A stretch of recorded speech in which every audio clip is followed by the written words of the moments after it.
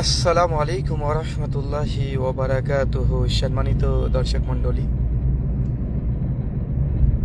আজকে যে বিষয়ে গুরুত্বপূর্ণ আলোচনা করব, আলোচ্য বিষয় মেরাজের বৈজ্ঞানিক প্রমাণ এবং কিছু অভিযোগ। তার মধ্যে একটা বড় অভিযোগ নাস্তিকদের তরফ থেকে করা হয় এবং কিছু অজ্ঞ মুসলিমরাও এটার সঙ্গে ওতপ্রোতভাবে জড়িত আছে যে আল্লাহ নবী আলাইহিস সালাম যখন মেরাজে গমন করেছিলেন সেই সময় যে যানবাহনটা ব্যবহার করা হয়েছিল তার নাম বুরাক।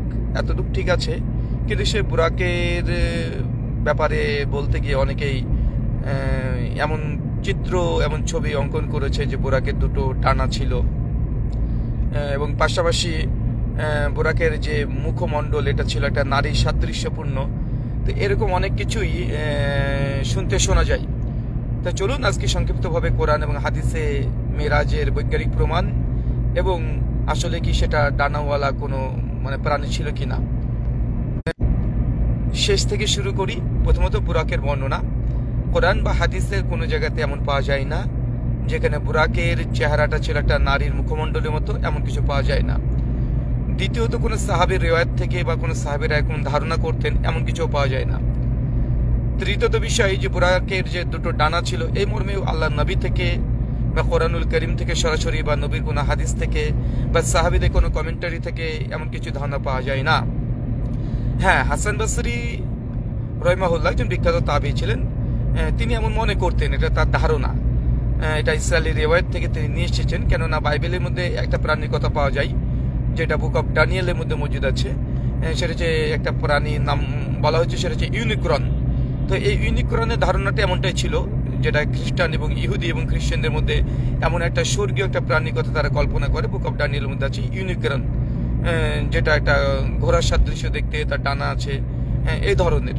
তো যাই হোক, দ্বিতীয়ত সনাতন ধর্মের মধ্যেও এরকম বুরাক কোয়ালিটির পাওয়া যায় যে যার ডানা আছে তাকে রংধনু মূর্তি বলে যদি লেখেন দেখবেন, কামধেনু যদি আপনি লিখেন যে কামধেনু যদি লিখেন তাহলে গুগলে চলে যান, দেখেন তার ছবি পেয়ে যাবেন। এবং আমাদের আসামে ওই প্রাণীটার পুজো করা হয়, যেটা ঘোড়ার মতো দেখতে কিন্তু তার ডানা আছে, মেয়েদের সাদৃশ্য দেখতে। তো যে এইভাবে মিশ্রণ হয়েছে মুসলিমদের মধ্যে, আসলে এটা কোরআন বা হাদিসে সহি সূত্রে কোনো কিছু প্রমাণিত নয়। চলুন এবং দ্বিতীয় বিষয় এবং গুরুত্বপূর্ণ বিষয়, সেটা হচ্ছে মেরাজ এবং বৈজ্ঞানিক প্রমাণ। মেরাজের ব্যাপারে দুটো জিনিস মনে রাখবেন। আল্লাহ নবী আলাইহিস সালামের সেই রাত্রিতে দুটো জার্নি হয়েছে, একটাকে বলা হয় ইসরা আর একটাকে বলা হয় মেরাজ। ইসরা কোনটা? মসজিদ আল হারাম তথা মক্কার কাবা শরীফ থেকে শুরু করে বাইতুল মুকাদ্দাস, এই একটা অংশ সে রাত্রিতে জার্নি হয়েছিল। তারপরে আল্লাহ নবী আলাইহিস সালাম সেখানে সালাত আদায় করেছেন নবীদেরকে নিয়ে। তারপর তিনি ঊর্ধ্বমুখী যেটা মেরাজ, এই জার্নিটা হয়েছে, নাইট জার্নি, এই দুটো জার্নি। সহিহ বুখারী হাদিস নাম্বার 349 থেকে এবং সহিহ মুসলিম হাদিস নাম্বার 309 থেকে আমরা যেটা জানতে পারি যে আল্লাহ নবী আলাইহিস সালাম যে মেরাজ গমন করেছিলেন, এখানে তিনটে বিষয় খুব গুরুত্বপূর্ণ। এক, মেরাজের যেই যানবাহন ব্যবহার করা হয়েছিল সেটা হচ্ছে একটা বুরাক, আর একটা ফেরেশতা জিবরিল, এই যে যানবাহন হিসেবে কাজ করেছিল আল্লাহ নবীকে নিয়ে যাওয়ার জন্য। দ্বিতীয় নম্বর বিষয় যে বুরাক এই যে প্রাণী, এটা কোনো দুনিয়াবি কোনো প্রাণী নয়, এটা স্বর্গীয় তথা জান্নাতি আল্লাহ সুবহানাহু ওয়া তাআলার একটা ক্রিয়েশন, যেটা দুনিয়াবি কোনো প্রাণীর সঙ্গে একটা মিসাল বা উদাহরণ দেওয়া, উপমা দেওয়া এটা যায় না, কেন এটা সম্পূর্ণ একটা আলাদা একটা জান্নাতি প্রাণী। বুরাকের যে গতিবেগ প্রসঙ্গে আলোচনা করা হয়েছে সহিহ বুখারী 349 নম্বর হাদিসে, সেটা হচ্ছে এই বুরাকের এমন গতি ছিল যে তার দৃষ্টি যতদূর একবার যায় তার একটা ধাপ তত দূর। তৃতীয় বিষয় যে মেরাজের জার্নি হিসাবে মেরাজের রাতে আল্লাহ নবী যে ট্রাভেল করেছিলেন, এই ট্রাভেলটি আরেকটা ছিল, সেটা ফেরেশতা জিবরিল। আমরা এখান থেকে জানতে পারি যে জিবরিল আলাইহিস সালাম তথা সমস্ত ফেরেশতা আলাইহিস সালাম তারা ছিলেন প্রত্যেকে নূরের তৈরি, এটা ইসলামী বিশ্বাস। আর বুরাক এসেছে আরবি শব্দ বারকুন থেকে, এর অর্থ হচ্ছে বিদ্যুৎ।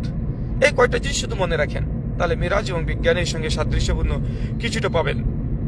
দ্বিতীয় বিষয় এখানে সকলকে আমি বলবো, দেখেন যখন আমরা মেরাজের কথাটা বলি আমরা কখনো বলি না যে এটা একটা ন্যাচারাল জিনিস, আমরা বলি এটা মুজিজা, এটা সুপার ন্যাচারাল কিছু, যেটা আপনি ব্যাখ্যা করা সম্ভব নয়। কেন আমরা দাবি করি না এটা ন্যাচারাল, যেটা আমরা ব্যাখ্যা দিতে পারবো, যেটা মুজিজা, যেটা অলৌকিক চমৎকার কোনো বিষয়, অলৌকিক কোনো কাজ, এটা ব্যাখ্যা দেওয়া সম্ভব নয় বলেই তো এটাকে বলা হয় এটা হচ্ছে মুজিজা বা অলৌকিক। অলৌকিক কোনটাকে বলে? যেটাকে ব্যাখ্যা করা যায় না, আমরা যদি বলতাম যে না মেরাজ এটা ন্যাচারাল একটা জিনিস, সাবজেক্ট ন্যাচারাল, তাহলে আমাদের কাছে ব্যাখ্যা চাইতো। কিন্তু এখানে নাস্তিকরা এবং ইসলাম বিদ্বেষী যারা আছে তারা স্ট্রমেন ফেলাসি করে। ফেলাসিটা কি? আমরা যে দাবি করি না যে মেরাজ এই যে জার্নি, এই নাইট জার্নি, এই ট্রাভেলটা এটা ন্যাচারাল, আমরা দাবি করি না, আমরা বলি সুপার ন্যাচারাল, তাই এটা ব্যাখ্যা দেওয়ার কোনো জরুরত নেই।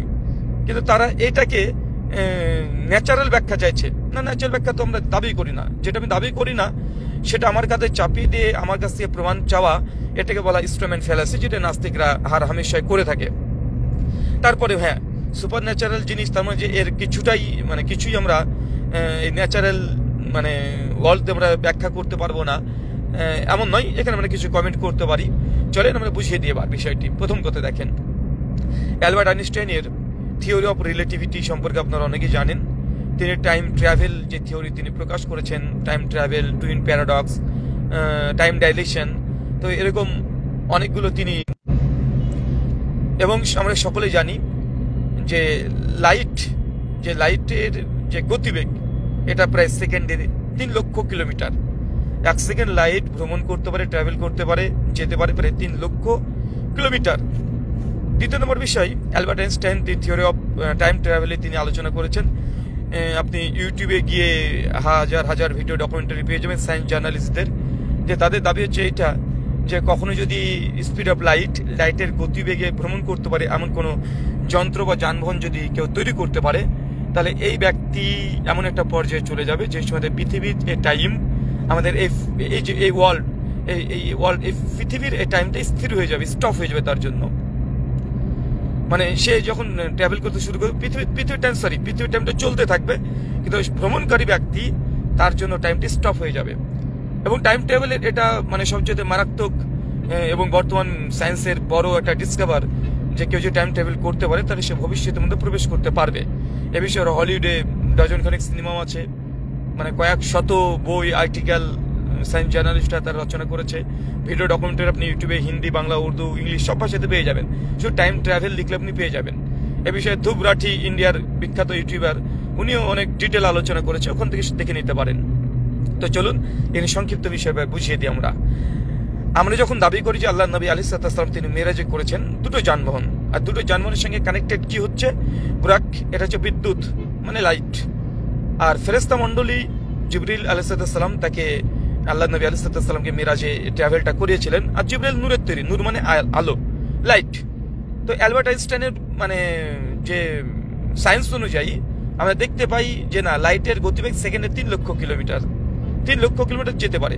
আল্লাহ নবী তো যেমন কোনো যানবাহনেতে তিনি তো এই ট্রাভেলটা করেনি, তিনি তো করেছেন ফেরেশতা জিবরিল এবং বুরাকের মাধ্যমে। আর দুটোই না লাইটের তৈরি, তাই সৃষ্টিগতভাবে তারা লাইট, এবং তাদের লাইটের যে গতিবেগ, এই গতিবেগে আল্লাহ নবী আলাইহিস সালামকে তিনি নিয়ে গেছেন। সূরা মারিজের 4 নম্বর আয়াতে আল্লাহ সুবহানাহু ওয়া তাআলা ফেরেশতাদের গতিবেগের কথা জানিয়ে দিয়েছেন। তো এখান থেকে খুব সহজে বোঝা যায় যে আল্লাহ নবীর এই নাইট যে জার্নিটা হয়েছিল, ট্রাভেলটা হয়েছিল, এটা বৈজ্ঞানিকভাবে, এটা সায়েন্টিফিকভাবে এটা প্রমাণিত। এটা আপনি উড়িয়ে দিবেন এমন কিছু ব্যাপার নয়। কেন 1400 বছর আগে মানুষ ভাবতে পারেনি যে লাইটের গতি এত হতে পারে। ফেরেশতা নূরের তৈরি, বুরাক এই প্রাণীটা নূরের আলোর তৈরি, তো এত কিভাবে মিলে যেতে পারে? তো আসলে এটা যে সত্য একটা ঘটনা, এটা জ্বলন্ত দৃষ্টান্ত, যেটা সায়েন্স এতদিন পর ডিসকভার করার পরে আমরা আজ করতে পারি যে না, অ্যালবার্ট আইনস্টাইনের থিওরি যে ঠিক হয় যে লাইটের গতিবেগে ছোটা সম্ভব, আল্লাহ নবী ছুটে দেখিয়েছেন। এখানে অস্বীকার করা, এটাকে ডিসএগ্রি করা, এটা আমি মনে করি যে এটা সম্পূর্ণ মূর্খতা বর্তমান এই আধুনিক বিজ্ঞানের যুগে এসে। আর দ্বিতীয় একটি বিষয়, অ্যালবার্ট আইনস্টাইনের থিওরি অফ রিলেটিভিটি টাইম ট্রাভেলে তিনি জানাচ্ছেন এইভাবেই যে কোনো মানুষ যদি লাইটের গতিবেগে ছুটতে পারে তাহলে সে ভবিষ্যতের মধ্যে প্রবেশ করতে পারবে, এবং সে ব্যক্তির জন্য টাইম, তার জন্য সময়টা স্থির হয়ে যাবে, আর পৃথিবীর টাইম যেমন চলছে যেমন চলতে থাকবে। তো আল্লাহ নবী তো লাইটের গতিতে বুরাক এবং জিবরিলের মাধ্যমে তিনি গিয়েছেন। তো আমরা হাদিসের মধ্যে দেখতে পাই যে আল্লাহ নবী যখন জান্নাতে প্রবেশ করেন তখন দেখেন যে অনেক মানুষ জাহান্নামে চলছে, অনেক মানুষ জান্নাতের ভোগ করছে, বিভিন্ন জিনিস, যে কাউকে কিভাবে শাস্তি দিচ্ছেন, ওই সমস্ত কিছু দেখে এসেছে। কিন্তু এখনো বিচার কার্যালয় শুরু হয়নি, বিচার হয়নি, পুনরুত্থান হয়নি, ডে অফ জাজমেন্ট এখনো হয়নি। কিন্তু আল্লাহ নবী আগে থেকে এই জিনিসগুলো দেখে আসলেন। তাহলে কিভাবে দেখলেন? আমরা যদি থিওরি মানে টাইম ট্রাভেলের এই থিওরিটাকে যদি ধরে নিই, তাহলে আমরা বুঝতে পারি যে না, টাইম ট্রাভেল কেউ যদি করতে পারে সে ভবিষ্যতে ঢুকতে পারবে। তা আলহামদুলিল্লাহ এটাও সায়েন্টিফিকভাবে প্রমাণিত যে আল্লাহ নবী আগে থেকে ভবিষ্যৎ প্রফেসি তিনি দেখে চলে এসেছেন, কারণ একটাই যে তিনি টাইম ট্রাভেল করেছেন। এটা অ্যালবার্ট আইনস্টাইনের মানে গোটা মানে এখনকার বর্তমান টাইমের উপরে যত গবেষণা আছে সবচেয়ে লেটেস্ট গবেষণা ডিসকভার হচ্ছে সায়েন্সের এই টাইম। তো এটা খুব সহজে মানে বোঝা যায়। তো এই দুটো জিনিস যদি খুব সহজে বুঝতে, আর অনেক মেটাফিজিক্সের ব্যাপারে অনেক লম্বা আলোচনা করা যায়, কোয়ান্টাম ফিজিক্স নিয়ে অনেক লম্বা ডিটেল আলোচনা করা যায়। তো অত দূর আমি যেতে চাচ্ছি না। এই বিষয়ে উপরে আমার স্বতন্ত্র ভিডিও আছে কয়েক ঘন্টার, আপনারা সেখান থেকে দেখে নিতে পারবেন। তো জাস্ট এই মানে ছোট্ট কথায় আপনাকে এটা বুঝালাম যে আল্লাহ নবী যে নাইট জার্নিটা করেছে, মেরাজ করেছে, এটা দুনিয়ার কোনো যন্ত্র দিয়ে নয়। তিনি লাইটের গতিতে গিয়েছে। ফেরেশতা জিবরিল তিনি লাইটের তৈরি, আলোর তৈরি, এবং বুরাক এটা লাইটের তৈরি, আলোর তৈরি, একদম প্রমাণিত সত্য কথা। আর দ্বিতীয়ত আল্লাহ নবী ভবিষ্যৎ দেখেছেন আগে থেকে, কারণ তিনি টাইম ট্রাভেল করতে পেরেছেন। অ্যালবার্ট আইনস্টাইন থিওরি অনুযায়ী ভবিষ্যতে ঢোকাটা এটা সম্ভব। এটা মানে মানে পৃথিবীর মানে লেটেস্ট মানে ডিসকভার, সায়েন্সের লেটেস্ট ডিসকভার এটাই। তো আলহামদুলিল্লাহ আমরা এই জন্যই বলি যে আসলে ইসলাম এটা কোনো বাচ্চা ছেলেদের কাজ নয়, আর তথাকথিত নাস্তিক যারা আছে এদেরও কাজ নয়। এটা বোঝার জন্য কিছুটা যোগ্যতা লাগে। শুধু সারাদিন রাত সায়েন্স সায়েন্স করে চিৎকার মারবে, কিন্তু সায়েন্স যখন তাদের বিরুদ্ধে যাবে তখন তারা বিজ্ঞানকে তালাক দিয়ে মানে একদম দৌড় দেয় উল্টো দিকে। এটা বারবারই প্রমাণিত হয়েছে। তো সম্মানিত দর্শক মন্ডলী, এই দুটো বিষয় আপনার সঙ্গে শেয়ার করলাম। শুকরান, জাযাকাল্লাহ খায়রান, বারাকাল্লাহ ফিকুম, ওয়া মা আলাইনা ইল্লাল বালাগ।